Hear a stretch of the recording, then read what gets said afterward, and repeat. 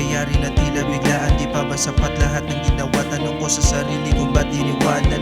Hindi naman sigurong masama ang hilingan ka ng kaligayahan, kahit pa naging kapalit pa nito'y kalayaan na dati di ko inasahan. Gusto ko lang naman ay ang maabot lahat ng nandyan ka sa tabi, at mahawakan ng iyong mga kamay papunta sa altar nating pinapangarap. Pero parang may hindi sangayon sa atin, kaya eto ko tuwing gabi nagbabaka sakaling kahit sa panaginipan lang muling maramdaman ang iyong yakap. Iiwasan na kita, kagaling